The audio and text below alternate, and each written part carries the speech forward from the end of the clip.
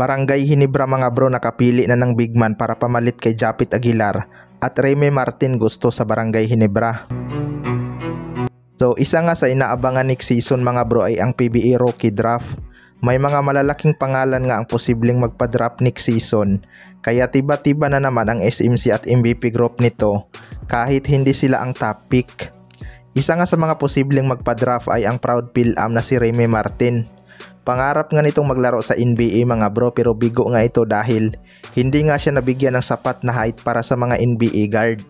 Alam naman natin na karamihang gwardiya sa NBA ngayon ay 6'4 yung tangkad.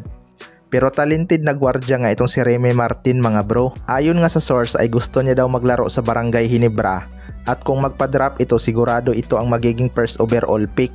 Kaso hindi nga siya makakarekta sa Barangay Ginebra kung hindi i-trade ang Tira Permajip ang kanilang first pick. Pero kung magtiyaga itong si Remy Martin ng 1 o 2 taon sa Tira Permajip mga bro, hindi talaga malabong matrade ito sa Barangay Ginebra. Pero hindi talaga scorer ang kailangan ng Barangay Ginebra mga bro, kundi yung masipag na player gaya ni Calvin Abueva.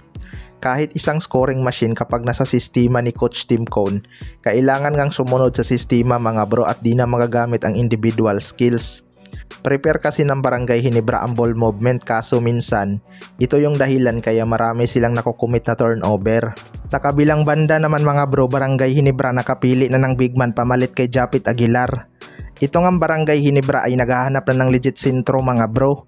Ito talaga ang kulang na kulang sa kanilang lineup, lalo na kapag kalaban nila yung mga contender na team.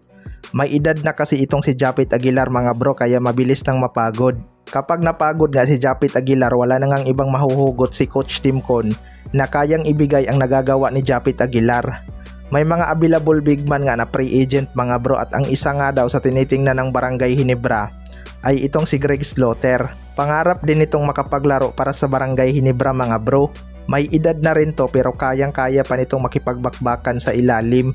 Malaking tulong talaga kapag nakuha nila itong si Greg Slaughter mga bro para may kapalitan si Japit Aguilar. Naka-recover naman na din daw itong si Isaac Go mga bro, pero hindi pa nga pang ilalim ang kanyang laro.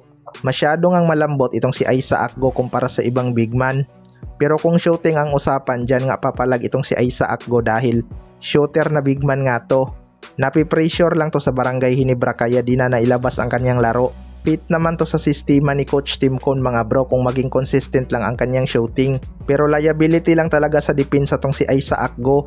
Iba pa rin kapag nakuha si Greg Slaughter dahil solid nga to dumipinsa sa mga big man. Kaya abangan na lang natin kung matutuloy na si Greg Slaughter sa Barangay Ginebra next season. Kayo mga bro, ano masasabi nyo tungkol dito?